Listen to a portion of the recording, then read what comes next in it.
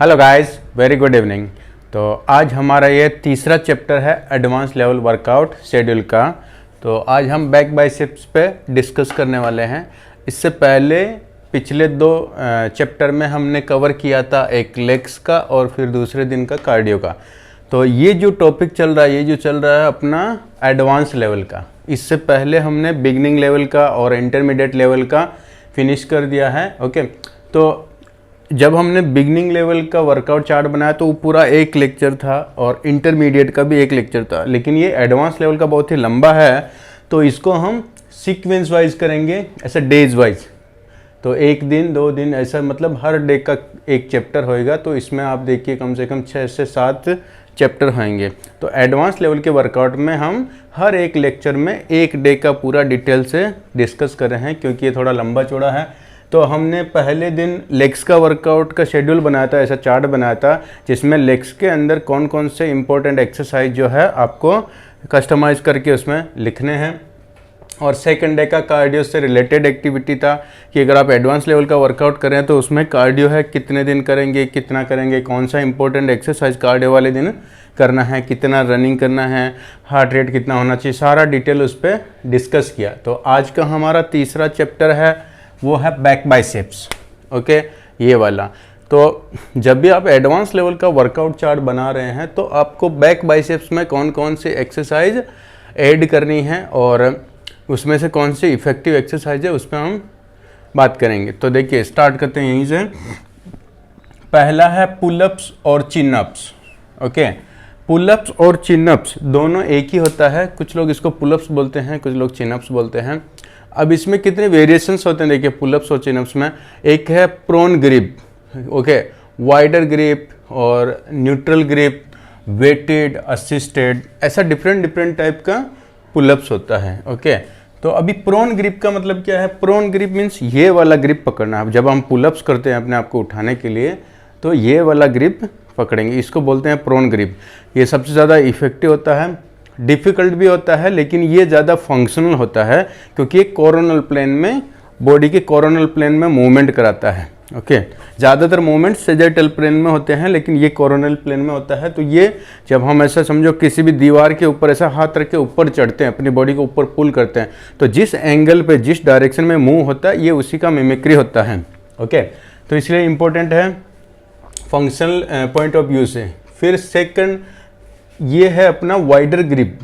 Okay, wider grip मतलब कुछ लोग बहुत ज़्यादा वाइड ग्रिप पकड़ते हैं। ओके, उसको एक वेरिएशन समझते हैं, लेकिन आप ये देखिए कि जब हम लेट पुल डाउन करते हैं या पुलअप्स कुछ भी करते हैं, ये वाला मूवमेंट, तो इसमें कितना ग्रिप आइडियल होना चाहिए।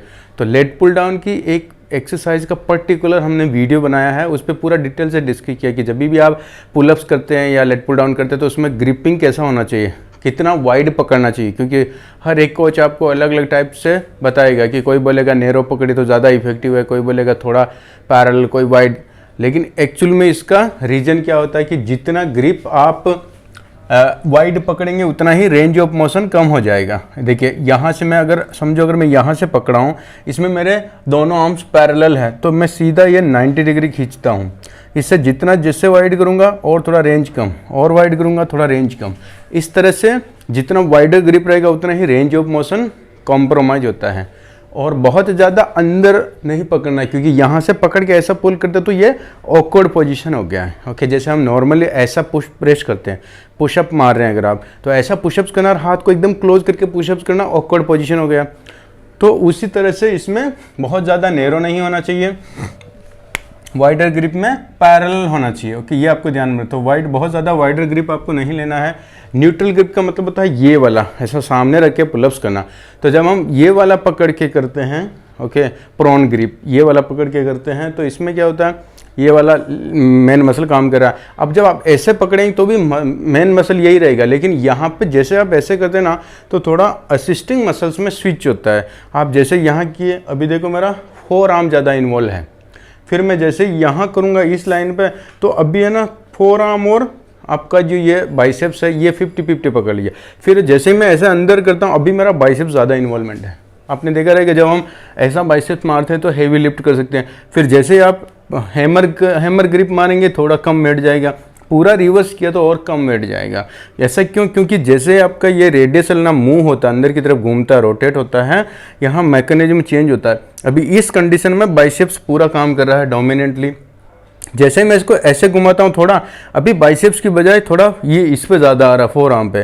फिर मैं जैसे ऐसे घुमाता हूँ तो बहुत ज़्यादा फोर आर्म पे आ रहा है, ऐसे स्विच होता है। और जब फोर आर्म पे आता है तो ये फोर आर्म मसल्स बाइसेप्स के कंपैरिजन में छोटे हैं, तो ये इसको असिस्ट नहीं कर पाएंगे प्रॉपर। जब आपका लेटिसिमस डोर्सी मसल तो बड़ा है, लेकिन इसको असिस्ट करने वाले मसल्स जितने छोटे होंगे उतना ही वेट कम उठा पाएगा। इसलिए आपको ये भी ध्यान रखना है कि न्यूट्रल ग्रिप भी अवॉइड करना है, ठीक है।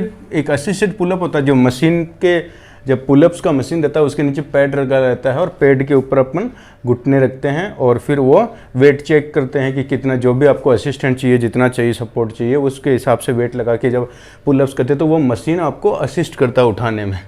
तो असिस्टेड इसका भी कोई भी बेनिफिट नहीं है क्योंकि ये सपोर्टेड है। तो आपको पुलअप्स या चिनअप में एक ही करना है, प्रोन ग्रिप, ये वाला ग्रिप पकड़ के ट्राई करना है पुलअप्स का, क्योंकि पुलअप्स बहुत ही डिफिकल्ट है, सबका जाता नहीं है। तो आपको क्या करना है, पहले लेट पुल डाउन मशीन जो है ये वाला पुलिंग वाला, उस पर प्रैक्टिस करना है। क्योंकि जब तक लेट पुल डाउन मशीन पे अपना बॉडी वेट जितना वेट पुल नहीं कर सकते तब तक हम पुलअप्स नहीं कर सकते हैं। इसीलिए आहिस्ते आहिस्ते वहाँ प्रैक्टिस करके जब आपका एक लिमिट तक स्ट्रेंथ बढ़ जाएगा लेट पुल डाउन मशीन पे, तब भी आप पुलअप्स के लिए ट्राई कीजिए। अदरवाइज आप ऐसे डायरेक्टली जंप करके पुलअप्स करने की कोशिश करेंगे तो हो नहीं पाएगा और ऊपर से इंजरी ओरिएंटेड हो जाता है, क्योंकि आप अपनी कैपेसिटी से ज़्यादा वेट पुल करने की कोशिश कर रहे हैं। ओके, तो या तो कहीं ना कहीं चीटिंग होके जाएगा या सपोर्ट के साथ में जाएगा, लेकिन प्रॉपर नहीं हो पाएगा, या फिर आप रेंज कॉम्प्रोमाइज़ कर देंगे। आप पुलअप्स करनी ट्राई करें, लेकिन यहाँ से जैसे नीचे आएंगे आधे के बाद में नीचे आना नहीं चाहेंगे, क्योंकि एक बार नीचे आए तो वापस ऊपर नहीं जाएंगे, तो वो एक तरह से चीटिंग हो गया। तो अपनी कैपेसिटी में नहीं होता है, लेकिन फिर भी हम ट्राई करते हैं। तो ये आपको ध्यान में रखना है कि जब लेट पुल डाउन पे आपका स्ट्रेंथ बढ़ जाएगा अच्छा, तब भी आप ये पुलअप्स का ट्राई कीजिए। ओके, इसलिए पुलअप्स इंपॉर्टेंट है लेकिन डिफ़िकल्ट है। तो हम पुलअप्स या चिनअप्स कभी करते हैं जब लेट पुल डाउन से आप एक अपग्रेड करते हैं। तो ये पुलिंग वाली जितनी भी एक्सरसाइज है उसमें सबसे इफेक्टिव है पुलअप्स। इसमें एक चीज़ ध्यान में रखना है कि जब भी हम पुलअप्स कर रहे हैं तो जब बॉडी लटकता है पुलअप्स के लिए तो पैर को हमेशा ऐसा लॉक करके रखेंगे। ओके, इंटरलॉक करके रखेंगे। कुछ लोग उसमें भी एक वेरिएशन ढूंढ लेते हैं कि एक लेग खोल के एक वेरिएशन हो गया, फिर लेग को लॉक करके दूसरा वेरिएशन हो गया।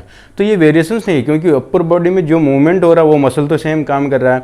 नीचे सिर्फ आपका बॉडी, लोअर बॉडी जो लटका हुआ उसको आप लॉक करें या ओपन करें, लेकिन लॉक करने का फ़ायदा क्या है ये देखते हैं। जब भी हम पैर को इंटरलॉक करते हैं तो हमारा पूरा बॉडी यूनिट में काम करता है। ओके, लोअर बॉडी से भी आपको स्ट्रेंथ जनरेट होएगा, लेकिन अगर आपका लिम्स खुला हुआ रहेगा तो बॉडी इतना फोर्स जनरेट नहीं कर पाएगी, इतना ताकत नहीं मिलेगा बॉडी को।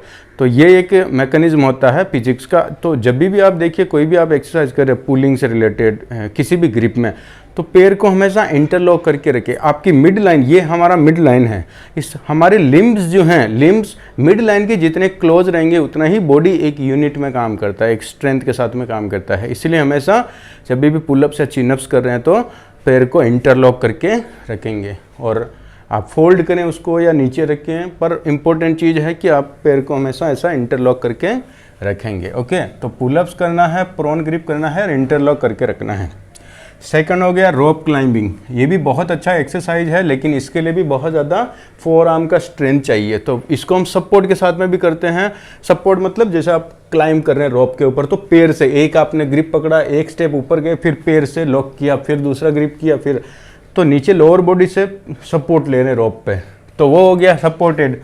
और एक हो गया अनसपोर्टेड, जिसमें हम पैर को टच ही नहीं करते रोप पे, सीधा ऐसा ऐसा हाथ से क्लाइंब करते हैं। ओके, और एक होता है सिंगल हैंड। कुछ लोग ये भी ट्राई करते हैं, लेकिन ये इंजरी ओरिएंटेड है, क्योंकि एक हाथ से पकड़ के फिर आप अचानक आप जंप करके फिर एक हाथ से करेंगे, ऐसा एक एक हाथ से चढ़ते ऊपर।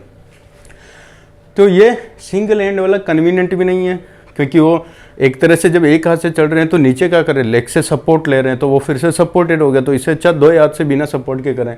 तो तीनों में से सबसे अच्छा कौन सा है, ये वाला। ओके, लेकिन ये रोप क्लाइंब ये जिम में बहुत कम होता है, ये आपको आउटडोर एक्टिविटी के वहाँ पे मिल सकता है। जिम में बहुत कम जिम में रोप क्लाइंबिंग का ये होता है। तो आपको हमेशा इस पर प्रैक्टिस करना चाहिए। इसको आप चाहें तो अल्टरनेट कर सकते हैं, अपना पुलअप्स और इसको एक बार जब बैक बाइसेप करेंगे तो पुलअप्स, और दूसरी बार करेंगे तो लेट पुल डाउन, ये वाला रोप क्लाइंबिंग। ओके, थर्ड आता है lat pull down. Lat pull down तो आप फेमिलियर होंगे इससे।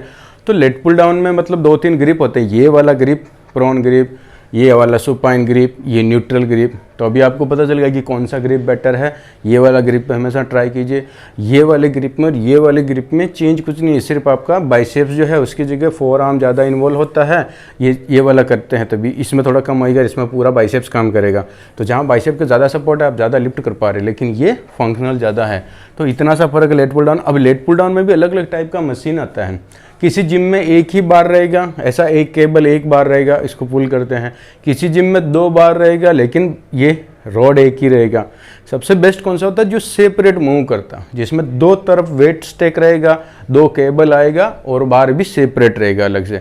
ओके, ऐसा मशीन आता है जिसमें मतलब बार की जगह ऐसा हैंडल रहेगा, फिर वो केबल से आएगा, इसमें भी हैंडल रहेगा केबल। तो आप ऐसे हैंडल को पकड़ के और फिर ऐसा पुल करते हैं। तो अगर समझो आपने एक साइड से पुल किया है तो एक साइड का ही वेट ऊपर जाएगा। वो आइसोलेटरल लेट पुल डाउन मशीन होता है जो बहुत कम जिम में मिलता है, क्योंकि ये मोस्ट एक्सपेंसिव है और सबसे लेटेस्ट टेक्नोलॉजी वाला है, इसलिए बहुत कम जिम में आपको ये आइसोलेटरल वाला लेट पुल डाउन मिलेगा।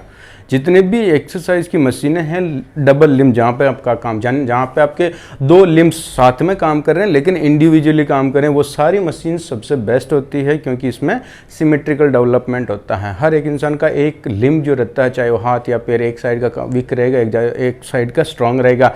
तो वो जो डिफरेंस रहता है, ऐसी मशीनरी यूज करने से वो डिफरेंस खत्म हो जाता है, वो सिमेट्रिकल डेवलपमेंट होता है दोनों लिम्ब्स के बीच में। ये आपको ध्यान में रखना है। तो लेट पुल डाउन में एक तो ये हो गया आइसोलेटर वाला, एक नॉर्मल मशीन हो गया, फिर एक प्लेट लोडेड भी होता है जिसमें प्लेट डालते हैं। तो प्लेट की बजाय जो स्टैक वाला रहेगा, जो प्लेट स्टैक वाला रहेगा, वो सबसे बेस्ट होता है।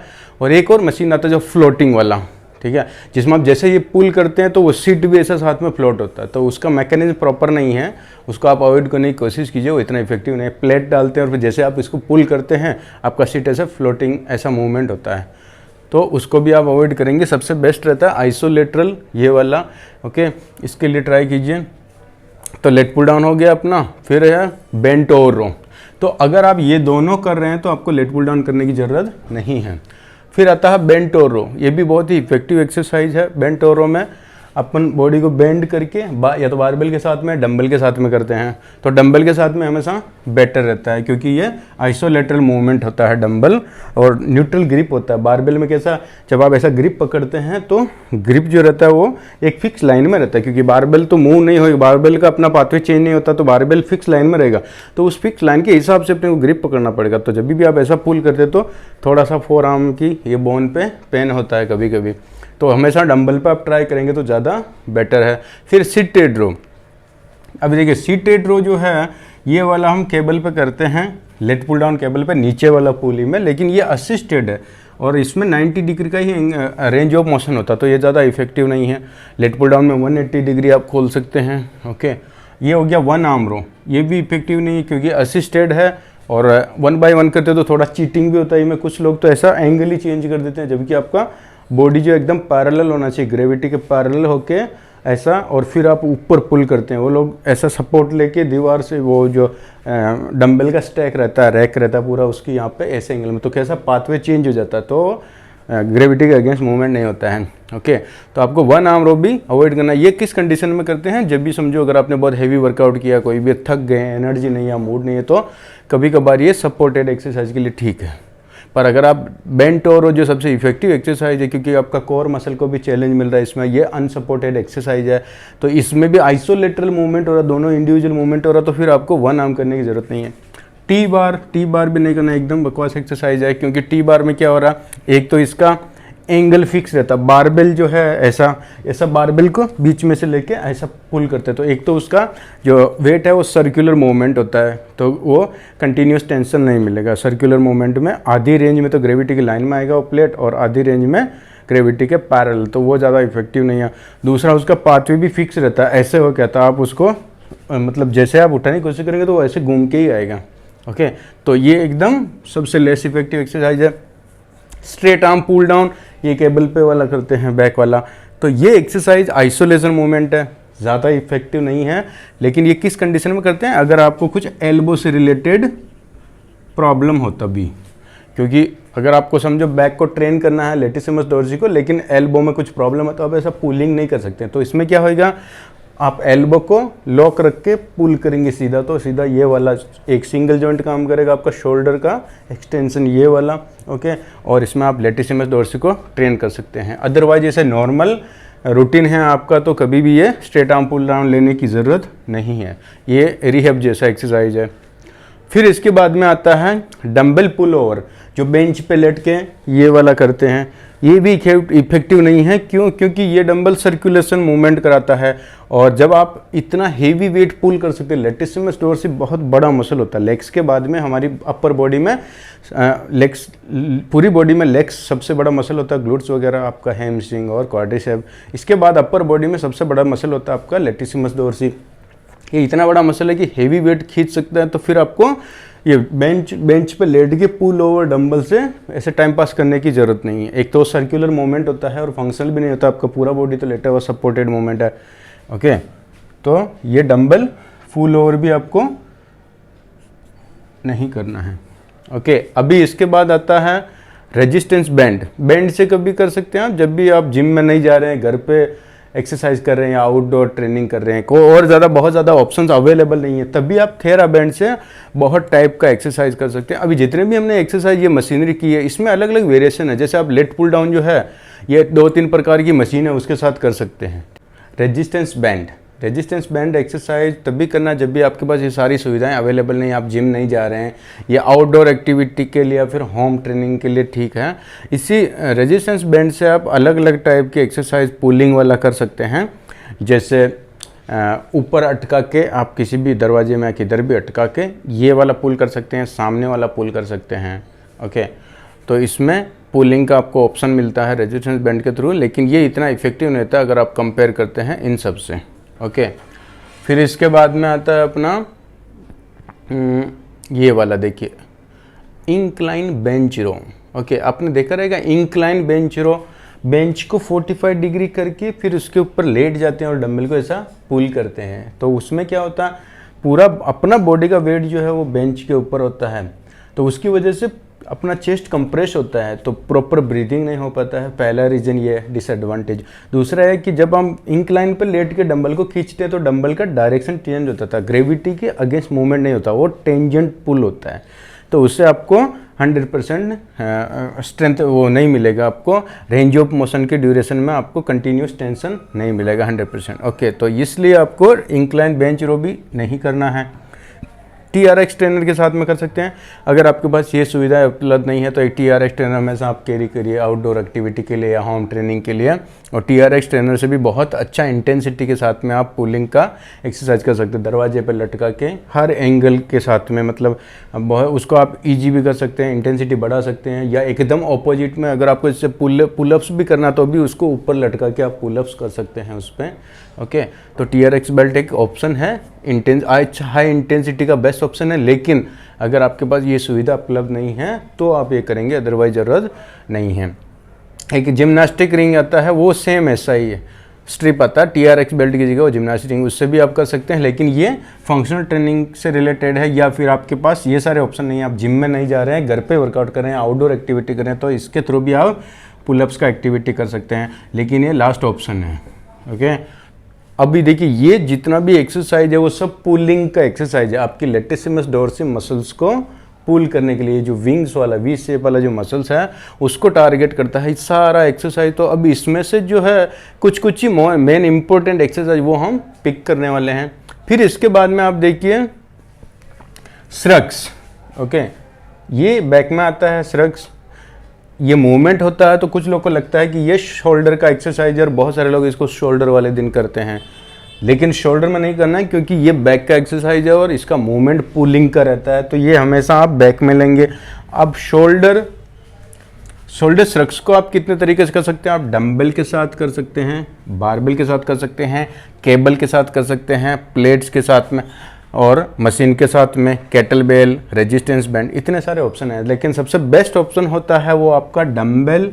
लेकिन डंबल का एक डिसएडवांटेज है कि जब स्ट्रक्स में बहुत ज़्यादा हेवी लिफ्ट कर सकते हैं, जैसे आप डेड लिफ्ट मारते हैं, स्क्वाट मारते हैं, काफ करते हैं, उसी तरह स्ट्रक्स में भी, क्योंकि ये बहुत ही ह्यूज मसल है, अपना बैक में सेकंड बड़ा मसल ग्रुप है, तो इसमें हेवी वेट लिफ्ट कर सकते। लेकिन हर एक जिम में आपको इतना हेवी डंबल नहीं मिलेगा, 200 किलो का, 150 किलो का। तो जहाँ तक पॉसिबल है आप डंबल से करेंगे। फिर जब डंबल से मैक्सिमम वेट क्रॉस हो जाता है तब भी आप बारबेल पे शिफ्ट होंगे, और इसमें हमेशा क्रॉस ग्रिप पकड़ेंगे। जब भी आप कोई ऐसी एक्सरसाइज कर रहे हैं जिसमें हाथ में वेट पकड़ना है बारबेल के साथ में, लेकिन एल्बो को फोल्ड नहीं करना, हाथ सिर्फ से हुक का काम करेगा, वहाँ हमेशा आप कोशिश करिए क्रॉस ग्रिप पकड़ने का। क्रॉस ग्रिप पकड़ने से क्या होगा, बारबेल हाथ से छूटेगा नहीं, ग्रिप लूज नहीं होगा जल्दी। क्योंकि समझो, देखिए, अगर ऐसा कोई मुट्ठी खोलने की कोशिश करता है ऐसा वैसा वाला, तो ईजी खुल जाएगा। लेकिन अगर मैं इसको लॉक कर देता हूँ ऐसे, ओके, तो डिफ़िकल्ट है। तो क्या करता है बारबेल, क्या करता है, देखिए, ये समझो मेरे हाथ में बारबेल है, तो ये बारबेल हेवी वेट से ऐसे मुट्ठी खोलने की कोशिश करेगा, तो ये बारबेल ऐसे रोल होएगा और ये मुट्ठी खुल जाएगा। लेकिन सोचिए, अगर मैं इधर बारबेल को ऐसा पकड़ता हूँ और इधर से पकड़, तो एक तरफ से ये रोल होएगा, इधर खोलने की कोशिश करेगा तो दूसरा वाला इसको रोकेगा, और ये अगर इधर खींचने की कोशिश करता तो दूसरा ये इसका ऑपोजिट में आ रहा। तो बारबेल रोल होकर जो मुट्ठी खोलने की कोशिश करेगा, वो दूसरा ऑपोजिट वाला जो क्रॉस हैंड है वो उसको स्टॉप करेगा। तो आपका ग्रिप जो है टाइट रहेगा, जल्दी लूज नहीं होएगा। इसीलिए हमको क्रॉस ग्रिप पकड़ना है। कौन कौन सी एक्सरसाइज में, जहाँ पे एल्बो फोल्ड नहीं हो रहा। अगर आप कोई पुलिंग मूवमेंट कर रहे हैं बारबेल से, तो वहाँ नहीं करना, क्योंकि पुलिंग में क्रॉस करेंगे तो पुल कैसे करेंगे, ऑकवर्ड पोजीशन आ जाएगा। इसमें हाथ खुला रहना चाहिए, आप ऐसा करके नहीं कर सकते हैं। तो एक तो स्ट्रक्स और एक डेड लिफ्ट, ये दो एक्सरसाइज में आपको क्रॉस ग्रिप यूज करना है। तो इसमें सबसे बेस्ट है ये वाला डंबल। फिर सेकंड आता है बारबेल, ये फर्स्ट बेस्ट है। सेकंड बारबेल जब वेट आपको शिफ्ट करना है, क्योंकि यहाँ पे लाइट वेट रहेगा, आपको जिम में हेवी वेट नहीं मिलेगा। केबल पे भी करते हैं कुछ लोग, लेकिन केबल पे प्रॉपर नहीं होता क्योंकि ज़्यादा वेट नहीं रहता है अवेलेबल, और एकदम केबल के पास में चिपक के आपको रहना पड़ेगा, तो ऑकवर्ड पोजीशन है। और प्लेट्स, हाथ में प्लेट लेके भी करते कुछ लोग, लेकिन डंबल इतना हेवी वेट लिफ्ट कर सकता, तो आपको प्लेट या केटल बेल लेके टाइम पास नहीं करना है, तो ये केटल बेल पे भी नहीं करेंगे। स्ट्रक्स का मशीन भी आता है, लेकिन आप हमेशा बारबेल प्रीफर करिए, क्योंकि उससे आपका फोर आर्म स्ट्रॉन्ग होएगा, तो आपको डेड लिफ्ट और बाकी एक्सरसाइज में हेल्प करेगा। मशीन हमेशा सपोर्टेड रहता है तो इतना हेल्पफुल नहीं रहेगा। केटल बेल से भी नहीं करना, क्योंकि मैक्सिमम केटल बेल में ज़्यादा वेट नहीं आता है। और बैंड के थ्रू कभी करेंगे स्ट्रक्स जब आपके पास ये सुविधाएं उपलब्ध नहीं है, बाकी की आप आउटडोर एक्टिविटी कर रहे हैं और थेरा बैंड के अलावा आपके पास कुछ ऑप्शन नहीं है, तभी आप बैंड यूज करेंगे। ओके गाइज, तो ये स्ट्रक्स कंप्लीट हो गया। तो अपना बैक में जो मेन एक्सरसाइज होता है वो एक तो पुलिंग वाला, एक अपना स्ट्रक्स और एक पीछे का शोल्डर। ओके, और जो लोअर बैक है वो हम डेड लिफ्ट वगैरह वो लेग्स में करते हैं, तो इसमें हम नहीं लेंगे। ओके, अभी तो ये पुलिंग वाली एक्सरसाइज कितनी, हमने 13 एक्सरसाइज पुलिंग का है, उसमें से 3-4 एक्सरसाइज हमको सेलेक्ट करना है। इसके बाद में स्ट्रक्स है। स्ट्रक्स में आपको एक ही वेरिएशन लेना है, क्योंकि वेरिएशन से इसमें फ़र्क नहीं पड़ता है। आपके हाथ में जो वेट है वो शोल्डर को नहीं मालूम कि आपने बारबेल लिया है कि डंबल लिया है, ये सिर्फ मूवमेंट को चेक करता है। तो आपको ये ध्यान रखना है कि डंबल से पहले करेंगे, जब लिमिट क्रॉस हो जाएगा वेट का कि अब इससे ज़्यादा वेट नहीं है जिम में, तभी आपको बारबेल पे शिफ्ट होना है। ओके, तो ये अपना हो गया स्ट्रक्स। जब भी स्ट्रक्स करेंगे तो डंबल को ऐसा साइड वेज नहीं रखेंगे और आगे नहीं रखेंगे, न्यूट्रल पोजीशन में, एकदम ऐसा न्यूट्रल पोजीशन में रखेंगे। वेट जो है अपना जो बेस ऑफ सपोर्ट है उसके एकदम पास में आना चाहिए, बेस ऑफ सपोर्ट के अंदर वेट रहना चाहिए, तो ज़्यादा स्टेबिलिटी मिलता है।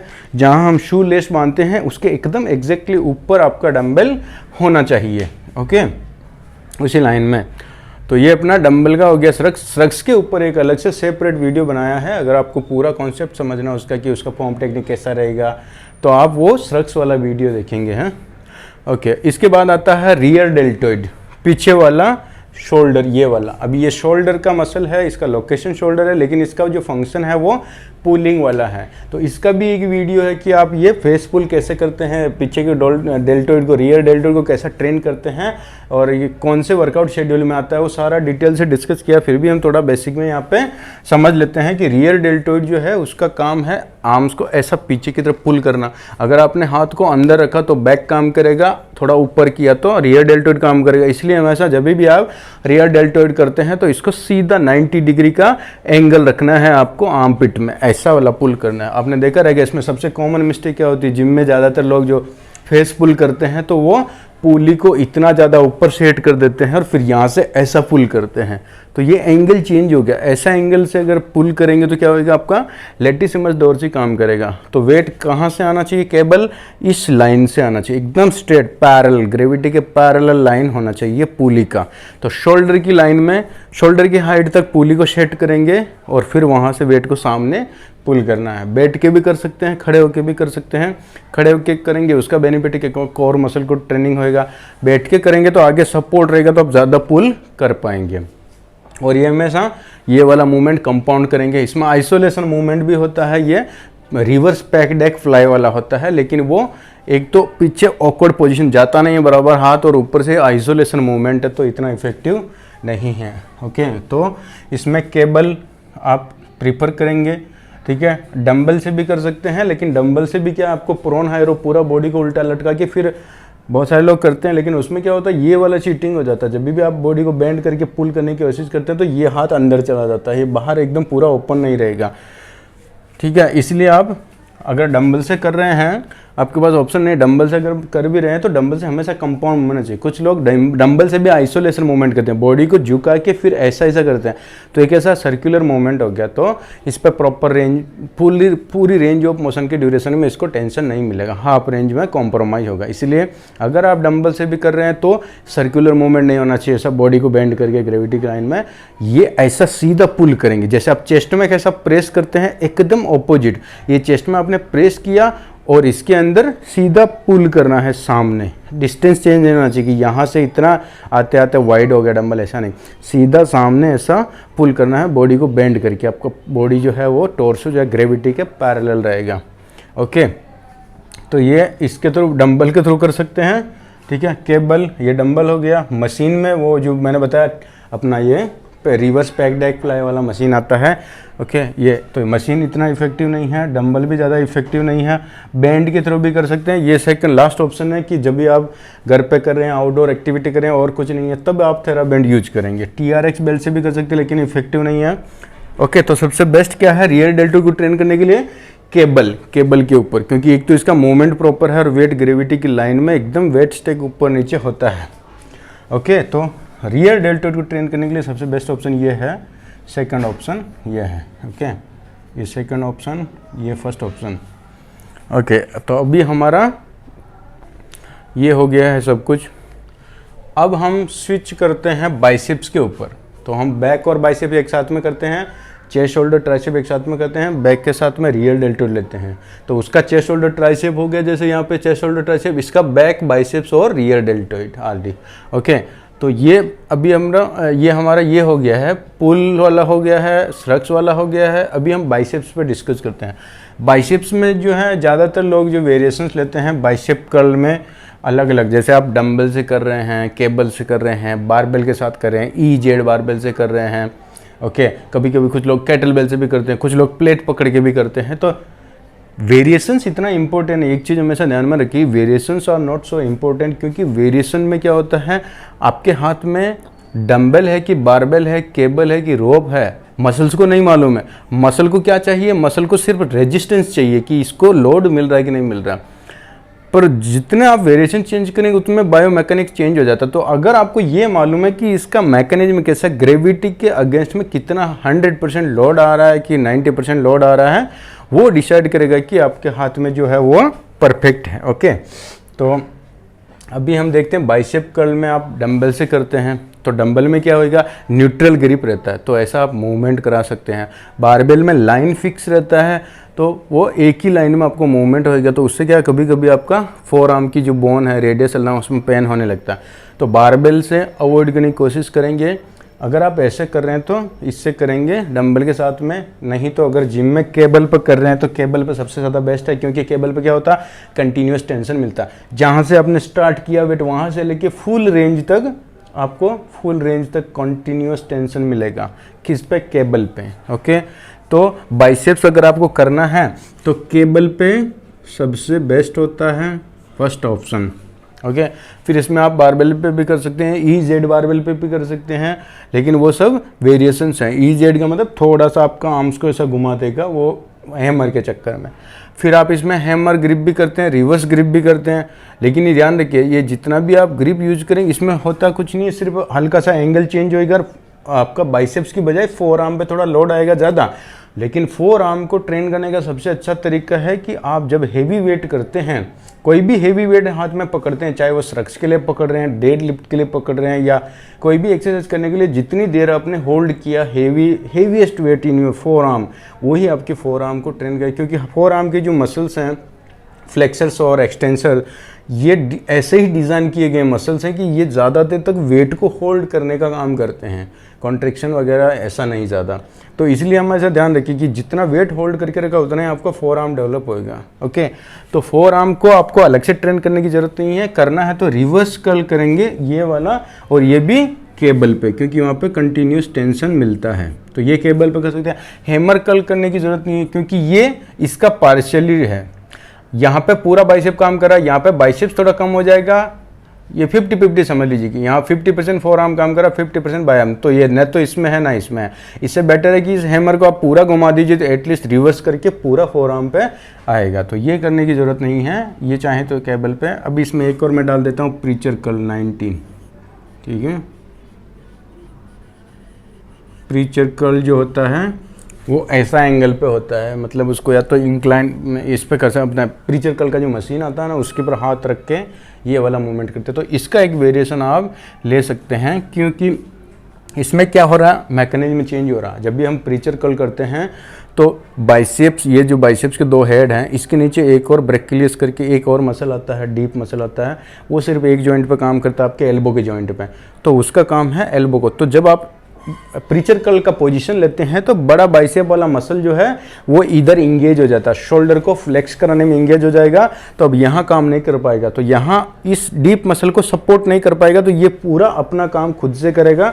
तो इसको अच्छा ट्रेनिंग मिलेगा, इसलिए प्रीचर कर्ल करते हैं। तो नॉर्मल कर्ल और प्रीचर कर्ल में इतना सा डिफरेंस है। तो तीन मेन एक्सरसाइज हो गई, एक रिवर्स कर्ल जो ज़्यादा डोमिनेंट होता है फोर आर्म के लिए, एक नॉर्मल कर्ल जो बाइसेप्स को टारगेट करता है, और एक प्रीचर कर्ल इस एंगल में, समझो इतना सा एंगल है, इसमें वो इस डीप मसल को टारगेट करता है। तो तीन अलग अलग, तो तीनों का एक एक ले सकते हैं। लेकिन अगर आपने पुलिंग का ये एक्सरसाइज बहुत ही अच्छा दबा के किया, हेवी ट्रेनिंग किया इसका, तो आपको आर्म्स करने की ज़रूरत नहीं है।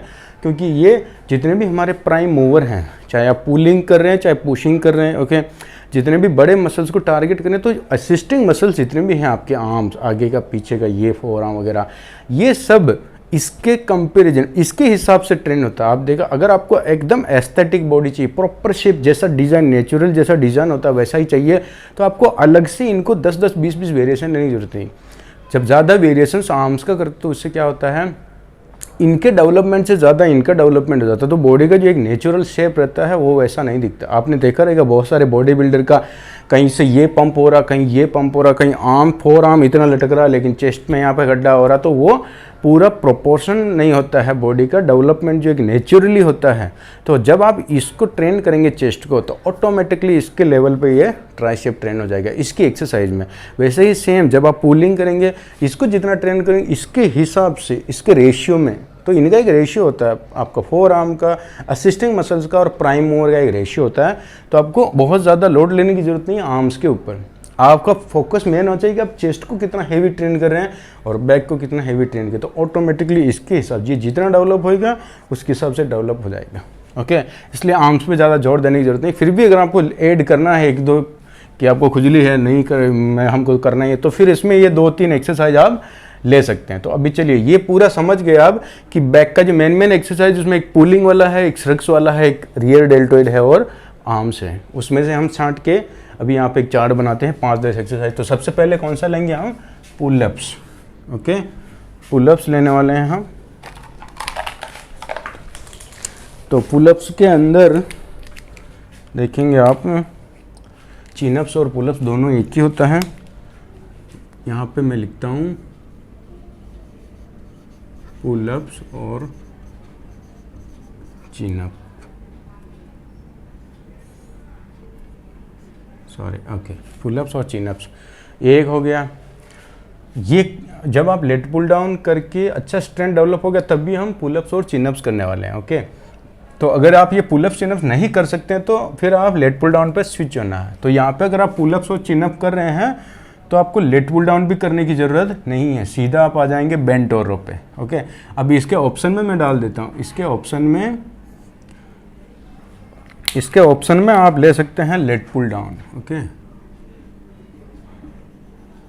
लेट पुल डाउन ये इसका ऑप्शनल है। ओके, अगर आप पुलअप सिनअप्स कर रहे हैं तो लेट पुल डाउन नहीं करना है, ये नहीं कर रहे हैं तो आपको लेट पुल डाउन करना है। ओके, और सेकंड जो है अपना, उसमें सेकंड बेस्ट जो है वो है अपना बेंट और रो। ओके, बेंट और रो, ये डंबल के साथ हमेशा ट्राई कीजिए, बारबेल से ज़्यादा बेटर होता है डंबल पे। ओके, ये बेंट और रो हमेशा डंबल पर ट्राई करेंगे। आइसोलेटरल मोमेंट होता है, न्यूट्रल रखता है ग्रिप को। ओके, और कोर मसल को भी चैलेंज मिलता है, आपका स्पाइन को भी चैलेंज मिलता है, इसलिए ज़्यादा इफेक्टिव है कंपेयर टू सीटेड रो। तो आपको सीटेड रो नहीं करना है, वन आर्म रो नहीं करना है, टी बार नहीं करना है, स्ट्रेट आर्म पुल डाउन नहीं करना है। ओके, तो पुलिंग के अंदर ये एक्सरसाइज बचा। एक रोप क्लाइंबिंग अगर अवेलेबल है तो सबसे बेस्ट है रोप क्लाइंबिंग, आपको मिस नहीं करना है कभी भी। ओके, तो थर्ड वाला हो जाएगा rope climbing. Okay, sorry, third वाला हो जाएगा रोप क्लाइंबिंग। ओके, अब इसका कितना सेट लेना है आप ये देखिए। पुल अप्स या चिन अप्स का आप कम से कम पकड़ लीजिए 4 सेट।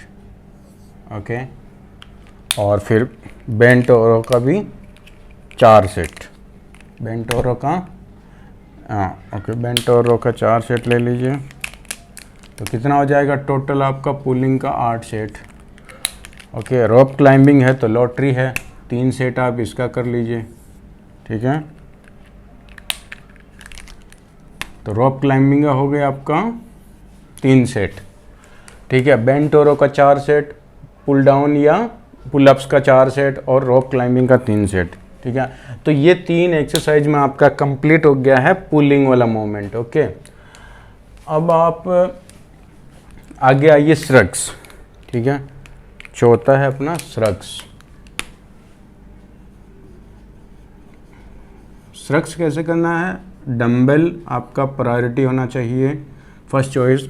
फिर इसके बाद में बारबेल, जब वो वेट उस पर ख़त्म हो जाएगा तो आपको ये करना है। Okay,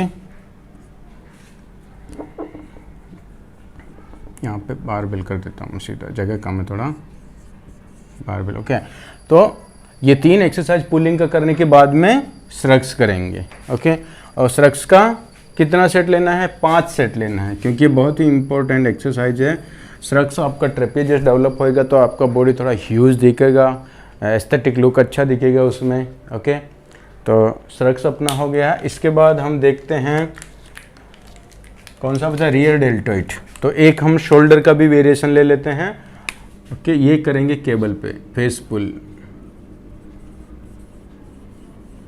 pull on cable. Okay, तो हम फेस पुल करेंगे केबल के ऊपर, ये हो गया। फिर बाइसेप्स का एक एक सेट ले लेते हैं कोई भी, जैसे अपन ने ये एक बाइसेप्स का एक कर्ल ले लिया। ठीक है,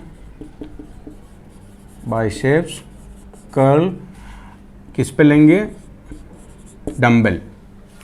बाइसेप्स कर्ल जो है वो डंबल पे लेना है। और फिर रिवर्स कर्ल एक आप ले लेंगे। ठीक है, तो रिवर्स कर्ल ये केबल पे करना है। ठीक है, और ये डंबल की बजाय आप केबल एक ऑप्शन रखिए। ठीक है, इसको पहला ऑप्शन केबल करिए। चलिए, पहला ऑप्शन रहेगा आपका केबल। ओके, सेकंड ऑप्शन रहेगा आपका डंबल। केबल पे जब भी हम करते हैं तो कंटिन्यूस टेंशन मिलता है, और लेकिन जब आप डंबल से करते हो तो एक फंक्शनल मूवमेंट होता है। डंबल में ज़्यादातर लोग ऐसा आगे हाथ रख के ये वाला मूवमेंट करते हैं, लेकिन इसमें बाइसेप्स कर्ल कैसा करते हैं प्रॉपर डंबल के साथ, उसका एक सेपरेट वीडियो है, आप जाके देखिए, आपको समझ में आएगा कि डंबल में जब भी आप मूवमेंट करते हो तो आपका हाथ साइडवेज रहना चाहिए और यहाँ से ऐसा ट्विस्ट होकर हाथ ऊपर आएगा, ये फंक्शनल मूवमेंट है। ओके, उस वीडियो में पूरा अच्छे से समझाया गया है कि आपको यहाँ हाथ आगे रख के नहीं करना है, पीछे साइडवेज रख के ही हाथ को करना है, और आगे आके हाथ यहाँ से घूम के ट्विस्ट हो कैसे आएगा, ऐसा क्यों, क्योंकि ये फंक्शनल मूवमेंट होता है। हम डेली लाइफ में हाथ को ऐसे लेके नहीं चलते। कोई भी अगर हमको कुछ भी सामान देगा तो हम हाथ को कैसा करेंगे, ये न्यूट्रल हाथ है, ऐसा घूम के हाथ आएगा, फिर हम लोग ऐसा हाथ करते हैं लेने के लिए। आप ऐसा हाथ लेके नहीं घूमते कि आप सीधा यहाँ से ये कर दिया। तो ये एक फंक्शनल मूवमेंट होता है, और इसमें फोर आर्म को भी ट्रेनिंग मिलता है। जब आप आर्म्स को ये फोल्ड करते हैं तो बाइसेप्स का तो इन्वॉल्व होता ही है, लेकिन ये मूवमेंट में आपका फोर आर्म का भी ट्रेनिंग होता है, इसलिए ज़्यादा इफेक्टिव है डंबल इस पर्पज से। लेकिन आपका पहला प्रायोरिटी क्या होना चाहिए, केबल। ओके, इसको अल्टरनेट कर सकते हैं। एक बार आपने केबल से किया तो एक बार डंबल से कर लीजिए, ठीक है। फिर इसके बाद में क्या बचा अपना, रिवर्स कर्ल, ठीक है। रिवर्स कर्ल भी केबल पे ही करना है आपको, ठीक है। Reverse curl, reverse curl on cable, क्योंकि कंटिन्यूस टेंशन मिलेगा, ठीक है। तो आपका ये हो गया। एक लास्ट आप करेंगे प्रीचर कर्ल, ठीक है। 90 में एक और मेंशन कर देता हूँ मैं, ये सब मिटा के एक 8वां exercise, preacher curl. Okay, preacher curl कहाँ करना है, मशीन के ऊपर। मशीन आता है प्रीचर कर्ल का, प्रॉपर मशीन आता है, ओके, क्योंकि ये आइसोलेशन मूवमेंट है। ओके, जितने भी आइसोलेशन सर्कुलर मूवमेंट है वो हमेशा मशीन के ऊपर करेंगे तो कंटिन्यूस टेंशन मिलेगा। ओके, प्रीचर कर्ल का प्रॉपर मशीन आता है, नहीं है तो फिर सेकंड ऑप्शन आता है केबल के ऊपर। जो प्रीचर कर्ल का स्टैंड होता है उसको केबल के पास में ले जाके फिर ये वाला मूवमेंट केबल के थ्रू करते, तो उसमें भी वही बेनिफिट मिलेगा कंटिन्यूस टेंशन का। ओके, तो अभी आपको लग रहा है कि बैक बाइसेप में ज़्यादा वेरिएशंस नहीं है, लेकिन इसको आप अगर दबा के करेंगे तो आपका बैक बाइसेप अच्छे से ट्रेंड हो जाएगा। आपका मेन फोकस होना चाहिए पुलअप्स के ऊपर, कितना अच्छा दबा के पुलअप्स करते हैं। और ये जो सेट्स लिखे हैं मैंने, जैसा हर लेक्चर में हम एक्सप्लेन करते हैं कि ये जो भी सेट लिखी हैं ये मेन सेट है, इसमें वार्म अप सेट और प्रिपरेशन वाले सेट जो है ना इसमें काउंट नहीं है। जो प्रेप करने वाले सेट है और वार्म अप सेट है काउंट नहीं है। वार्म अप करने के बाद में जो लास्ट वाला जो आपका मेन सेट रहता है वो मेन सेट आपको 4-4 इसमें करना है, 3 इसमें करना है। देखिए, अभी अगर हर जिम में रॉप क्लाइंबिंग नहीं होता तो इसमें आप क्या कर सकते हैं, ये रॉप क्लाइंबिंग की जगह लेट पुल डाउन ले सकते हैं एक ऑप्शन, इसका 3 सेट हो जाएगा, ठीक है। क्योंकि हर जिम में रॉप क्लाइंबिंग का ऑप्शन नहीं होता है, ठीक है। तो फिर ये नहीं है तो फिर जब आपके पास एक्सरसाइज 2 ही बचा है तो आप कोशिश करेंगे कि पहले पुलअप्स अच्छा कर लिया, फिर बच्चे कुछ एनर्जी से लेट पुल डाउन कर दिया और उसके बाद बेंट ओवर रो। ओके, तो ये 3 एक्सरसाइज से वैसे आपका ये 11 सेट इसका हो गया है। फिर आपका स्ट्रक्स में 5 सेट हो गया है। ऐसा करके फेस पुल आप एक ही ले लिया तो फेस पुल का आप करेंगे कम से कम देख लो 5 सेट तो पकड़ के चलिए आप, इसका 5 सेट ले लीजिए, ठीक है। तो लेट पुल डाउन या चिन अप पुलअप्स का 4 सेट हो गया, बेंट ओवर का 4 सेट हो गया, रोप क्लाइंबिंग नहीं है तो फिर इसका दोनों में से एक का 3 सेट हो गया, सर्क्स का 5 सेट हो गया, फेस पुल का 5 सेट हो गया, बाइसेप्स कर्ल का इनका, क्योंकि ऑलरेडी आपका आर्म्स इसमें आ गया है तो आपको अलग से इसको दबाने की जरूरत नहीं। फिर भी अगर आपको करना है तो मेन सेट में आप 3-3 ले लीजिए, ठीक है। बाइसेप कर्ल का 3 सेट, रिवर्स कर्ल का 3 सेट और प्रीचर कर्ल का 3 सेट, ऐसा करके आपका वर्कआउट कंप्लीट हो जाएगा। ओके, तो ये हो गया आज का हमारा बैक और बाइसेप्स का कंप्लीट शेड्यूल। ओके, ये कितने सारे वेरिएशंस है उस पर आपको फोकस नहीं करना, जो आप वर्कआउट कर रहे हैं उसको कितना इंटेंसिटी के साथ कर रहे हैं वो सबसे ज़्यादा इंपॉर्टेंट चीज़ है, आपको रिजल्ट मिलेगा उसी से। एक पर्टिकुलर अगर आप समझो लेग्स कर रहे हैं, लेग्स में आपके पास इतने सारे वेरिएशन 10-20 एक्सरसाइज, लेकिन अगर आपने एक ही एक्सरसाइज जैसे स्क्वाट लिया, स्क्वाट अगर आप आधे घंटे 40 मिनट तक आप इंटेंसिटी के साथ स्क्वाट करें 10-15 सेट तो वो सारे वेरिएशन से भी ज़्यादा इफेक्टिव है। इस तरह से वेरिएशन इंपॉर्टेंट नहीं होते हैं, लेकिन जो आप कर रहे हैं उसको कितना इंटेंसिटी के साथ में किया है वो सबसे ज़्यादा इम्पोर्टेंट है। ओके, तो अमन इससे पहले हमने लेग्स का कंप्लीट कर लिया है। एडवांस लेवल की बात करें, एडवांस लेवल पे एक दिन में हमने लेग्स का किया था, फिर दूसरे दिन कार्डियो का किया, आज बैक बाइसेप हो गया। अभी नेक्स्ट जो है ना एब्स का हम लोग शेड्यूल करने वाले हैं। इसके अंदर कि जब भी आप एब्स करते हैं तो एडवांस लेवल पे एब्स कितना करना चाहिए, कितने वेरिएशंस लेने चाहिए, क्या इंटेंसिटी रहना चाहिए, कितने टाइम पीरियड का कोर मसल का वर्कआउट होएगा, ये सबसे ज़्यादा इग्नोर किया जाने वाला एक्सरसाइज है। एब्स को ज़्यादातर लोग नहीं सीरियस लेते हैं, अगर करेंगे भी तो वो वर्कआउट ख़त्म होने के बाद या कार्डियो ख़त्म होने के बाद 2-4 सेट क्रंचेज का मार लेंगे, ऐसा नहीं होता। कोर मसल की ट्रेनिंग को पूरा 1 घंटा चाहिए दबा के, जितने भी मसल्स हैं सबको सेपरेटली आपको हाई इंटेंसिटी के साथ में ट्रेन करना है। ओके, फिर इसके बाद में हम लोग चेस्ट शोल्डर ट्राइसेप का एक चैप्टर लेने वाले हैं और कार्डियो का सेम पहले से ही कवर कर लिया। तो अभी हमारा 2 और इसमें दो चैप्टर और बच्चा है, ऐसा करके हमारा पूरा एडवांस लेवल ख़त्म हो जाएगा। फिर इसके बाद में हम एक और अलग से चार्ट बनाएंगे सुपर एडवांस लेवल का, जो ज़्यादातर पावर लिफ्टर, बॉडी बिल्डर ये लोग करते हैं, कि वो लोग कैसे बॉडी को, हर एक बॉडी पार्ट को इंटेंसिटी के साथ में ट्रेन करते हैं, कैसे दिन में वो लोग 3-3, 4-4 घंटा वर्कआउट कर रहे हैं, दिन में कभी 2 बार भी वर्कआउट करते हैं सुबह शाम को, तो उनका रिकवरी कैसे होता होगा, होता कि नहीं होता है। तो ये उन लोगों के लिए जो स्पेशली एकदम सीरियसली जिम फ्रीक लोग हैं, जो 4-4, 5-5 घंटा जिम में रहते हैं, अगर वो लोग प्रॉपर सुपर एडवांस लेवल को फॉलो करेंगे तो उनको और अच्छा रिजल्ट मिलेगा। क्योंकि बहुत कम लोग हैं जिनको मालूम है कि ओवर ट्रेनिंग और डेड ट्रेनिंग में कितना क्या कैलकुलेशन रहता है, कितना गैप होना चाहिए, कितना टाइम पीरियड का, कहीं मसल ओवर ट्रेन तो नहीं हो रहा है। कुछ लोग ऐसे ही ब्लाइंडली बड़े बॉडी बिल्डर को फॉलो करते हैं, लेकिन ज़रूरी नहीं है कि कोई मिस्टर ओलंपिया बन गया तो उसको सारा नॉलेज हो, ऐसा नहीं है। साइंस अलग है और फीलिंग्स अलग है। कुछ लोग साइंस और फीलिंग में डिफरेंस नहीं समझ पाते हैं।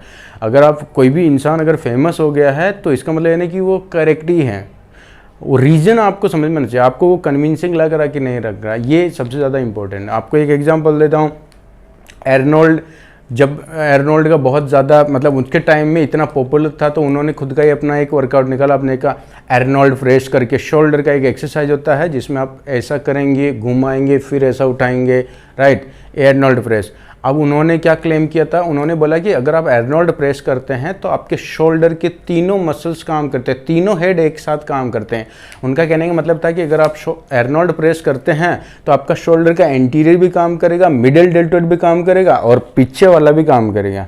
जबकि साइंस क्या बोलता है, तीनों ये ऑपोजिट मसल हैं। एक समझो, अगर आप यहाँ हैं तो यहाँ से या तो नॉर्थ ही जा सकते हैं या तो साउथ में, किसी एक डायरेक्शन में, दोनों ऑपोजिट डायरेक्शन में साथ में नहीं जा सकते, राइट, एक बार में नहीं जा सकते। तो जब ये एंटीरियर है, इसका काम है ऐसे लिफ्ट करना और इसका काम है ऐसे लिफ्ट करना और पीछे वाला का काम ऐसे पुल करना, तो एक एक्सरसाइज से तीनों ऑपोजिट मसल कैसे काम करेंगे। लेकिन उन्होंने कहा, क्योंकि वो विनर थे और सब लोग उसको फॉलो करते थे, तो जब भी पता चला कि साइंस कुछ और ही बोल रहा, तभी लोगों को पता चला कि अरे हाँ ये गलत है। तो कोई भी गलत हो सकता है लेकिन साइंस कभी गलत नहीं हो सकता। तो हमेशा आप साइंस में बिलीव करिए। तो जो हम एडवांस लेवल का, सुपर एडवांस लेवल का वर्कआउट बनाएंगे, आप देखिए उसको कि उसमें कितना डिफरेंस है, या फिर कोई बॉडी बिल्डर का अगर आप फॉलो कर रहे हैं ऑलरेडी वर्कआउट प्लान, तो उनसे कंपेरिजन करा के देखिए आपकी कहाँ गड़बड़ है। ओके, तो बहुत ही इंटरेस्टिंग टॉपिक होने वाला है वो। तो आज के लिए इतना ही। Okay, thank you so much.